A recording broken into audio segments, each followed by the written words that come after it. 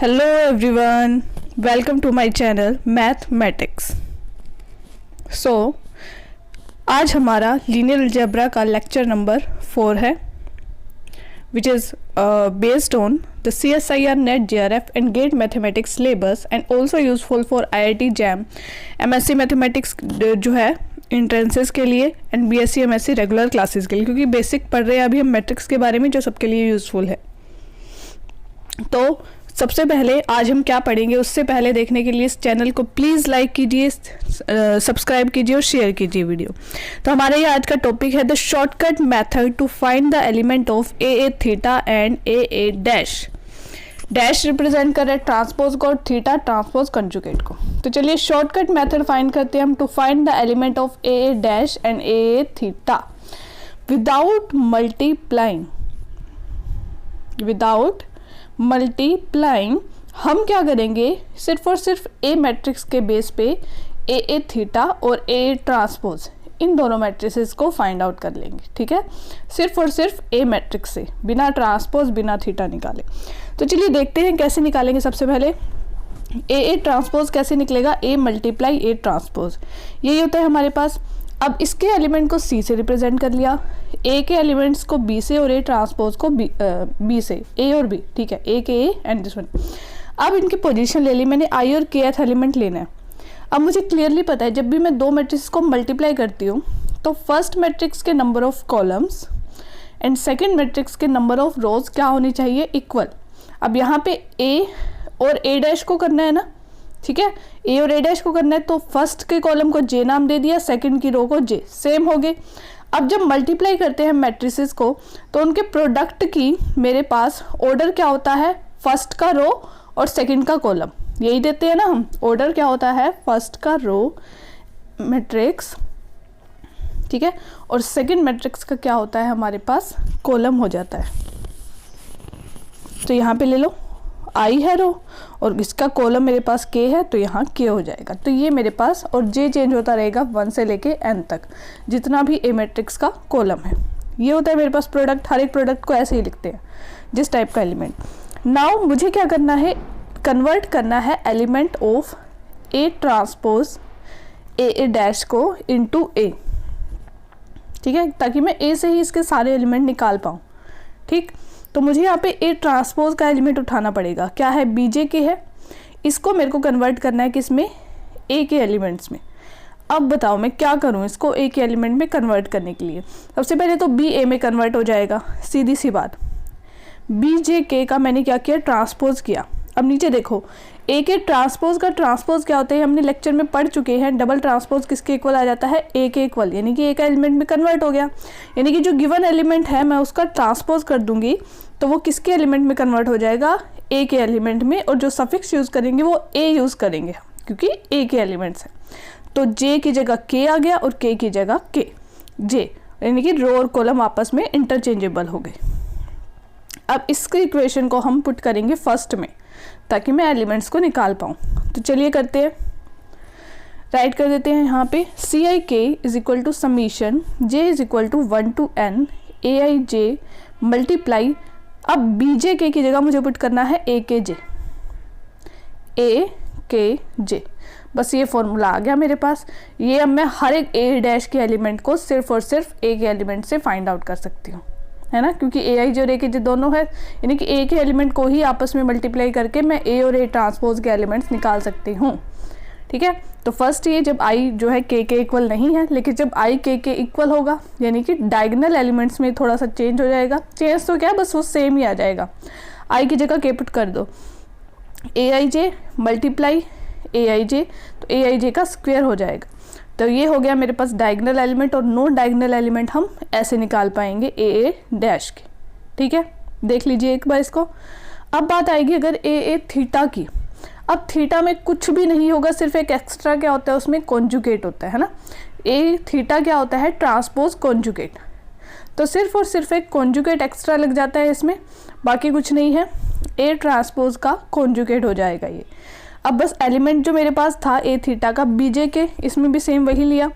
अब मुझे जब इसको कन्वर्ट करना होगा तो इसको मैं क्या करूँगी, ट्रांसपोज करके और फिर कॉन्जुगेट लगा दूंगी इसके ऊपर, बस क्योंकि ए थीटा को जब ए में कन्वर्ट करेंगे तो पहले ट्रांसपोज करना पड़ेगा और फिर कॉन्जुगेट, तभी जाके ए बनेगा।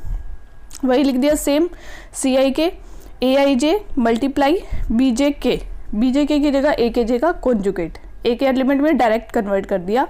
जब आई मेरे पास क्या है नॉट इक्वल्स टू के, देखिए जब आई के इक्वल आ गया तो क्या हो जाएगा ये j is equal to 1 to n a I j multiply a I j का कॉन्जुगेट। अब जब कॉन्जुगेट से मल्टीप्लाई तो वो मोड बन जाता है, तो इसको हम राइट कर देंगे mode of A I j का स्क्वेयर।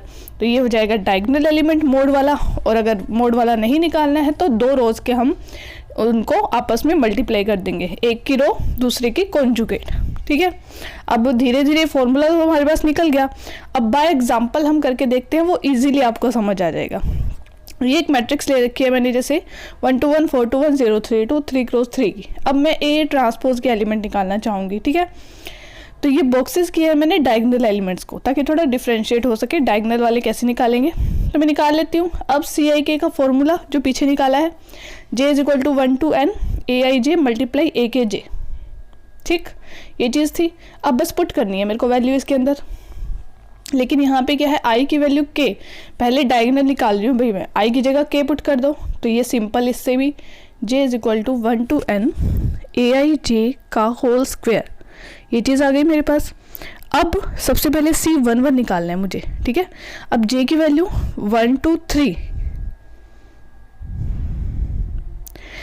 ये हमारे पास आ जाएगा A1J का स्क्वायर। ठीक है, आई की जगह 1 पुट कर दिया।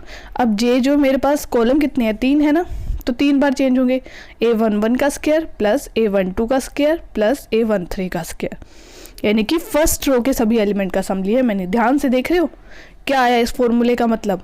तो इसका मतलब है C11 किसके इक्वल होगा, the sum of the square of, एक मिनट, the sum of the square of elements of first row of A matrix. ठीक है, कि जो ए डैश का फर्स्ट एलिमेंट होगा डायगोनल, वो क्या होगा, फर्स्ट रो के एलिमेंट का स्क्वायर करेंगे और उनको ऐड कर देंगे। ठीक है, तो वो हो जाएगा। इसी तरह सेकंड रो के एलिमेंट कैसे होंगे, इसको पहले निकाल लेते हैं। बाकी 1 square plus 2 square plus 1 square. ठीक है, 4 1 6 आ गया। अब ये 6 आ गया, उसके बाद हम फाइंड आउट करते हैं C22, यानी कि सेकंड डायगोनल एलिमेंट। अब इसमें भी अगर मैं जब यही फॉर्मूला पुट करती हूँ तो इसका मतलब हो जाएगा ए आई जे, आई की जगह 2 हो जाएगा, यानी कि A2J का स्क्वायर, और J की वैल्यू 1 to 3, यानी कि सेकंड रो के सभी एलिमेंट का स्क्वायर, उनको ऐड कर देंगे। A21 square plus A22 square plus A23 square, ये आ गया। अब पुट कर दो same value, the sum of the square of element,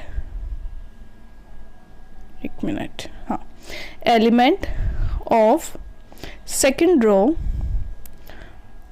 of A matrix. ठीक है, सेकंड रो के एलिमेंट का हम सम कर देंगे।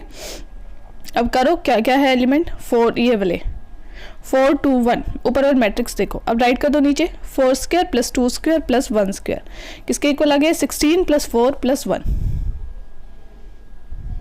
21। तो सेकंड जो मेरे पास डायगोनल एलिमेंट आया दैट इज 21। अब मुझे निकालना है थर्ड। अब मुझे क्लियरली पता लग गया कि थर्ड डायगोनल एलिमेंट मैं कैसे निकालूंगी। ए के जो थर्ड रो के एलिमेंट है, हर एक एलिमेंट का स्क्वायर करो और फिर उनको क्या कर दो, ऐड। इसी तरह अगर फोर्थ रो होती उसमें मैं क्या करती, फोर्थ डायगोनल एलिमेंट निकालना तो फोर्थ रो के सम को स्क्वायर कर देती और उनको ऐड। ठीक है, तो C33 हो जाएगा the sum of the square of third row element. तो थर्ड रो के एलिमेंट देख लो क्या है, 0 3 and 2। ये देखो येलो मार्कर से कर रही हूँ, थोड़ा डिफ्रेंशिएट हो जाए। 0 square plus 3 square plus 2 square, right कर दीजिए। 9 प्लस 4 13, तो लास्ट मेरे पास एलिमेंट आ गया 13। बस ऐसे ही फाइंड आउट करना है ये। ठीक है, मतलब जो फर्स्ट डायगोनल एलिमेंट होगा वो क्या हो जाएगा, फर्स्ट रो के एलिमेंट के स्क्वायर करके उनका add, second diagonal element second row के एलिमेंट स्क्वायर करके प्लस कर दो, और थर्ड का सो ऑन। ऐसे ही हम इजीली निकाल सकते हैं। अब बात आती है नॉन डायगोनल एलिमेंट्स की। कौन से एलिमेंट्स की, नॉन डायगोनल एलिमेंट्स। ठीक, अब नॉन डायगोनल एलिमेंट्स में कैसे निकालूंगी?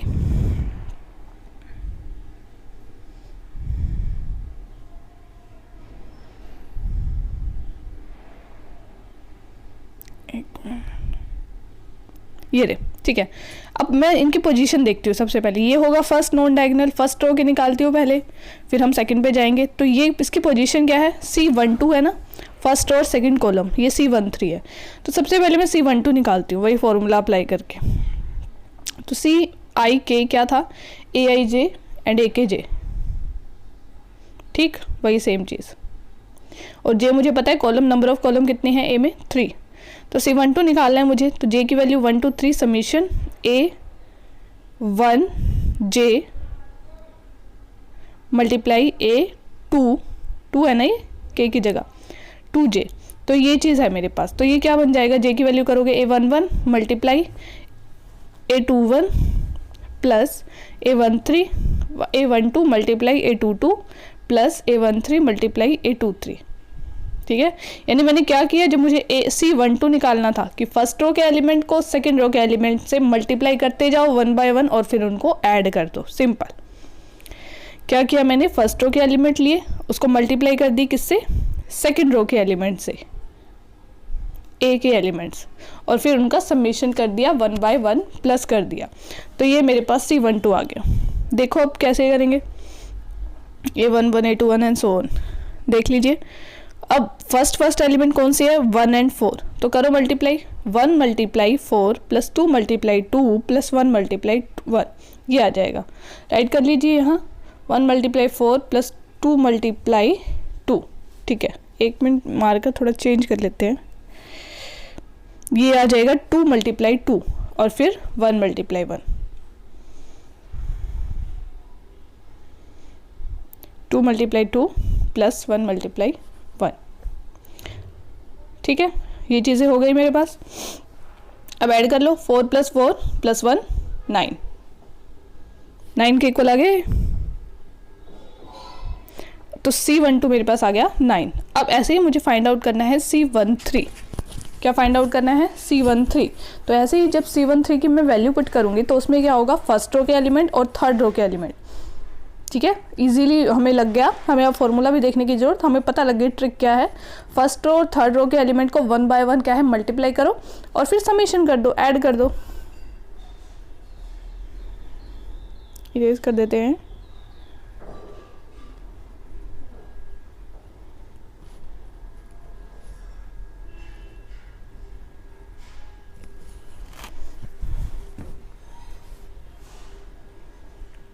बस इसमें यही करना है, जैसे आगे C21 निकालना है, फिर सेकंड और फर्स्ट के मल्टीप्लाई, बट ये ऑर्डर चेंज नहीं करोगे कि C21 में पहले 1 को कर दो 2 को नहीं, फिर वो चेंज हो जाएगा, ठीक है। ऑर्डर सेम रखना चाहिए, जो पहले है उसको पहले करोगे।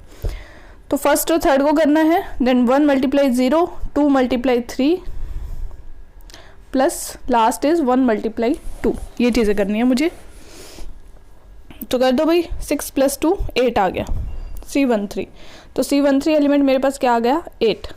अब ऐसे ही C21 निकालना है एंड C23 निकालना है। अब C21 में मैं क्या करूँगी? 2, पहले 2 है तो पहले सेकंड रो मल्टीप्लाई करेंगे, फिर उसको फर्स्ट रो को 1 बाय 1 हर एक एलिमेंट को, पहले 2 1 को 3 1 से करो, सॉरी 2 1 को 1 1 से करो, फिर 2 2 को 1 2 से करो, है ना। तो ऐसे 1 बाय 1 करके प्लस कर देंगे, बस ये चीज़ होगी मेरे पास।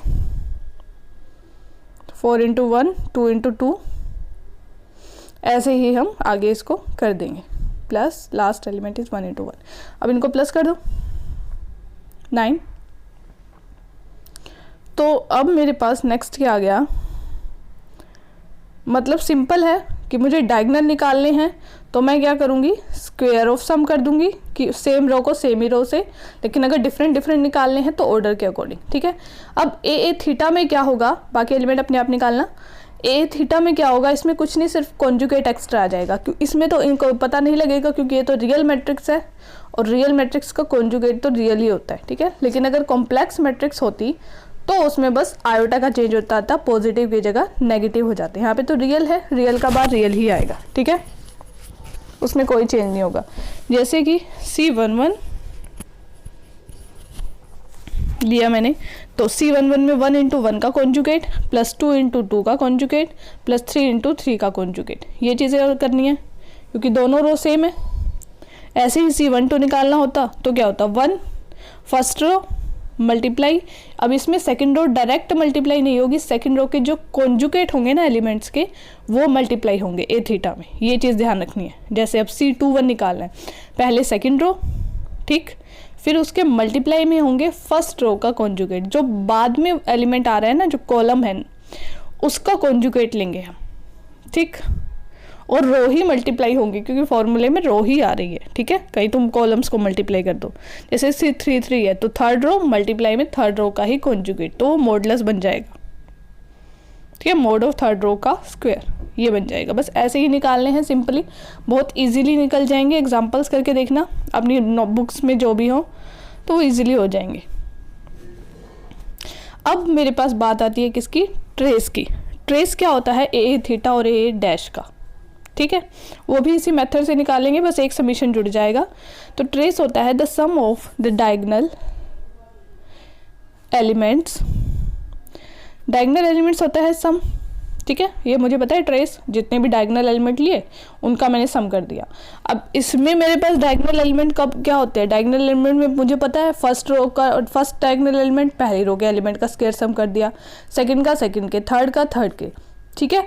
अब मुझे ट्रेस में तो सारे चाहिए, मतलब तीनों रो को ले आई। अब मैं दो समीशन जोड़ दिए, I1 2 3 J1 2 3, ये हो गया मेरे पास डायगोनल का सम, तो ये मेरे पास ट्रेस हो गया। The sum of the square of all elements of, सारे के सारे एलिमेंट का स्क्वायर कर दूंगी तो मेरे पास डायगोनल निकल के आएगा, ठीक है। और कॉन्जुगेट में क्या हो जाएगा, modulus, the sum of the square of modulus of each element of A, वो हो जाएगा ट्रेस ऑफ ए थीटा, ठीक है। ए थीटा में ट्रेस, ए थीटा का ट्रेस आ जाएगा मॉडुलस में, और सिंपल स्क्वायर हो जाएगा वो ट्रेस ए डैश का। बस एक समेशन एक्स्ट्रा जुड़ गया, क्यों, क्योंकि सारी रोज लेनी है। अब ये एक एग्जांपल है मेरे पास, ठीक है, ये कर लेते हैं हम। एक क्वेश्चन है, if A is equal to A G n cross n is a complex matrix, then if trace of A theta is equal to 0 then A is an null matrix. इसको बड़े अच्छे एग्जांपल से करेंगे हम, ठीक है, easily समझ भी आ जाएगा। सबसे पहले चेक करते हैं हम ये ट्रू है या फिर नहीं, ठीक, ये चीज़ देखेंगे हम। तो ट्रेस मेरे पास ए थीटा का फॉर्मूला क्या होता है, समीशन लगा दो, I is equals to 1 to n, j is equals to 1 to n, modulus a I j का स्क्वायर, क्यों, क्योंकि थीटा है यहाँ पे, तो मोड बन जाएगा एक एलिमेंट दूसरा उसका कॉन्जुगेट।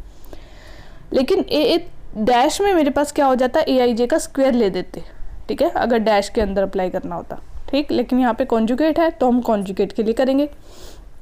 अब गिवन क्या है, पहले ये देखो, गिवन से सब कुछ निकलता है, 0 है कि ये हमारे पास क्या है कि जो ट्रेस है वो 0 के इक्वल है।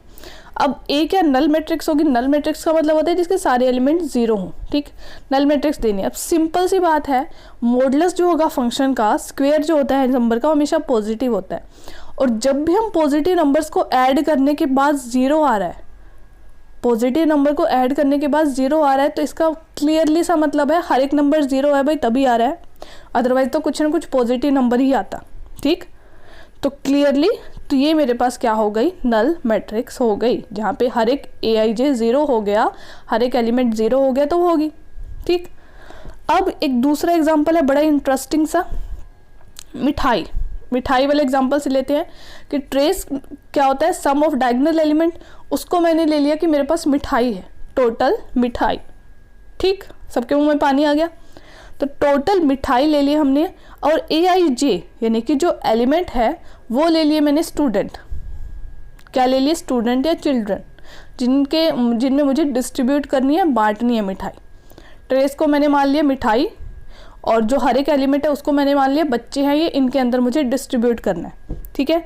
अब अगर मिठाई ही 0 होगी तो किस बच्चे को कितनी मिठाई मिलेगी बताओ, अगर मिठाई ही 0 होगी तो किस बच्चे को कितनी मिठाई मिलेगी, ऑब्वियसली 0 मिलेगी। तो अगर ट्रेस ही 0 है तो ए में किस एलिमेंट की क्या होगी वैल्यू, 0 ही होगी, हर एक की each A is equals to 0, तो obviously A is a null matrix, ठीक है। तो ए हमारे पास नल मैट्रिक्स हो गई, बस। तो ये मेरे पास क्या है, बिल्कुल सही है, राइट है, करेक्ट है, सही है, और जो भी शब्द हो यूज़ कर लो। सेकेंड है मेरे पास, ये मुझे देखना है कि प्रॉपर्टी एज ए प्रॉपर्टी भी आप इसको रीड कर लर्न कर सकते हो, डायरेक्ट यूज़ कर सकते हो, ठीक है। अगर ट्रेस ग्रेटर देन है एन स्क्वायर से, then there exist T I J such that mode of A I J greater than 1।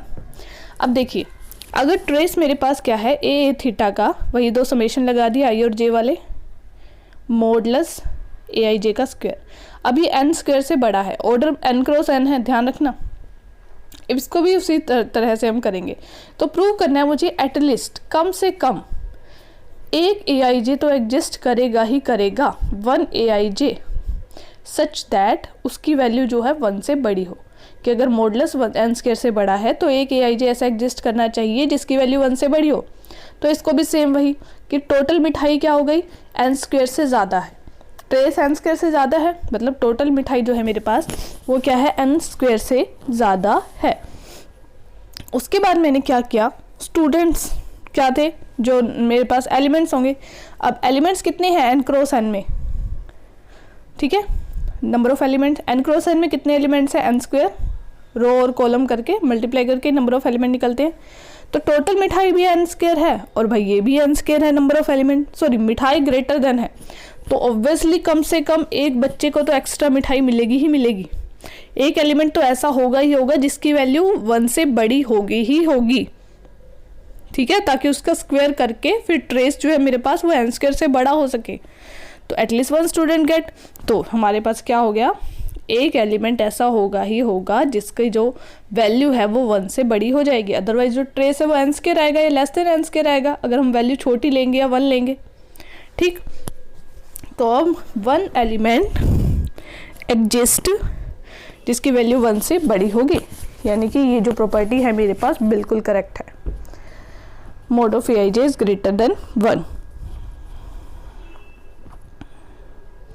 अब नेक्स्ट एक और प्रॉपर्टी है मेरे पास, third, if trace of A theta is less than n square then there exist a I J such that mode of A I j less than 1।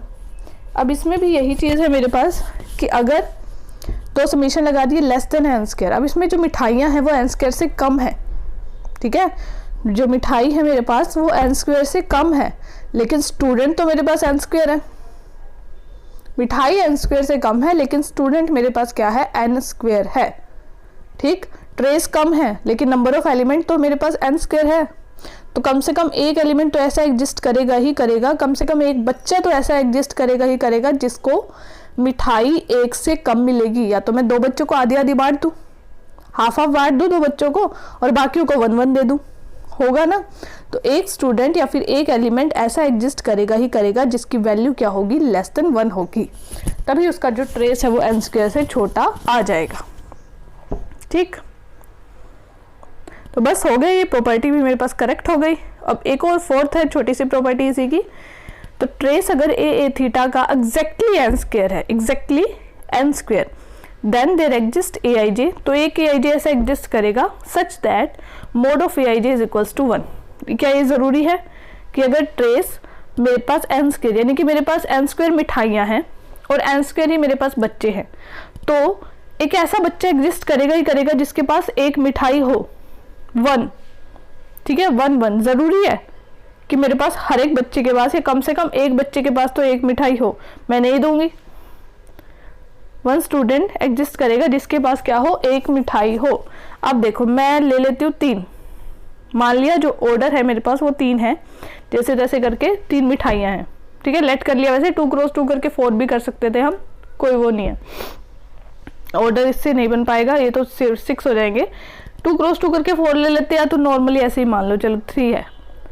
अब बच्चे भी उतने हैं, बस मेन चीज़ ये है कि जितनी मिठाई है उतने ही बच्चे हैं, यानी कि जितना ट्रेस है उतने ही मेरे पास क्या है, नंबर ऑफ एलिमेंट। अब मैं एक ही को दे दूँ तीनों के तीनों, मैंने क्या किया, एक ही को तीनों की तीनों दे दी, फिर तो 1-1 बन जाएगा, एक ही को तीनों देनी पड़ेगी मुझे, और बाकी 2 के पास कुछ भी नहीं बचा, 0-0 बचा, समझ रहे हो।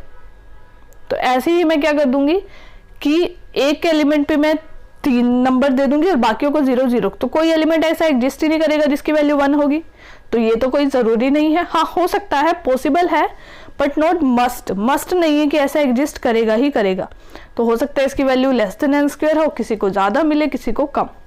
तो इसमें 3 प्रॉपर्टीज बिल्कुल करेक्ट है और एक प्रॉपर्टीज जो है वो नॉट करेक्ट। ठीक, तो ऐसे आप कर सकते हो इसको एज ए प्रॉपर्टी, आप याद रखना, इसको शॉर्टकट मेथड में हम यूज कर सकते हैं। नेक्स्ट एक और क्वेश्चन आ गया हमारे पास, ये प्रीवियस ईयर के क्वेश्चन है। S is equal to AIG n cross n matrix है सच दैट AA थीटा 3 क्रॉस 3 ले लेते हैं, ए थीटा मेरे पास ये गिवन है, ठीक है। देन S क्या होगा, empty set, singleton set, finite और इनफाइनाइट। ये चीज़ है, बड़े सिंपल सा क्वेश्चन है, कुछ नहीं, बस वही फॉर्मूला अप्लाई करना है। अब ट्रेस ऑफ ए थीटा का फॉर्मूला क्या है वो रट जाना चाहिए अभी तक आपको। The sum of the diagonal element, यही था ना मेरे पास, डायगोनल एलिमेंट को लिया और उठा के उनका एडिशन कर दिया बस।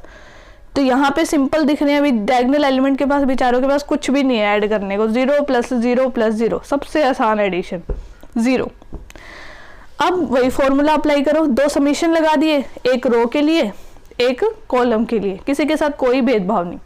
तो मोड ऑफ AIJ का स्क्वायर, क्यों, क्योंकि ए थीटा है, थीटा के लिए मोडलेस, अगर सिंपल होता तो AIJ का स्क्वायर हो जाता। अब तो ए तो क्या हो जाएगी, नल मैट्रिक्स, ये हम पहले प्रूव कर चुके हैं कि अगर जो ट्रेस है ए थीटा का 0 हो जाता है तो ए जो है वो नल मैट्रिक्स होनी चाहिए। बट क्लियरली हम उससे भी कर सकते हैं, ईच AIJ 0 हो जाएगा, तो ए मेरे पास क्या हो गई, नल मैट्रिक्स होगी। अब ए नल मैट्रिक्स है, यानी कि 0 0 0 0 0 0 अप्लाई कर दो सारे। अब ए नल है तो उसका कॉम्प्लेक्स और कॉन्जुगेट क्या आएगा, वो भी 0 ही आएगा, 0 का बार करोगे तो 0 ही आएगा। कर लो चेंज रो कॉलम। अब इनकी मल्टीप्लाई कर दो आपस में, ए थीटा, वो भी क्या आएगा 0 0, कुछ और तो इसमें महान निकल के आएगा नहीं कि 0 को 0 से मल्टीप्लाई कर दोगे तो 1 बन जाएगा। बट यहाँ पे तो ए थीटा को छोड़ ही दे रखा है अभी, यानी कि ये क्या बोल रहे हैं, गलत बोल रहे हैं, झूठे हैं, ये ऐसा हो ही नहीं सकता। तो एस को हम क्या कर देंगे, एम्प्टी सेट बना देंगे, कहेंगे कि ये झूठ बोल रहा है, नाइंसाफी कर रहा है, ऐसा कोई सेट एग्जिस्ट ही नहीं करेगा। Then S is a empty set, ठीक है। तो ये मेरे पास करेक्ट हो गया। तो चलिए आज के क्वेश्चंस हमारे पास पूरे हो गए हैं। तो प्लीज चैनल को लाइक कीजिए, शेयर कीजिए, सब्सक्राइब कीजिए। मैथमेटिक्स है, बीच में अच्छे से नाम देख लीजिए, सब्सक्राइब कर दो चैनल को। आगे वाली वीडियोस के लिए ऐसे ही प्रीवियस ईयर क्वेश्चन मैं आपके लिए लाते रहूंगी, तो देख लीजिए, इसको स्क्रीनशॉट लेते रहिए साथ के साथ, ताकि आपको दिक्कत ना हो,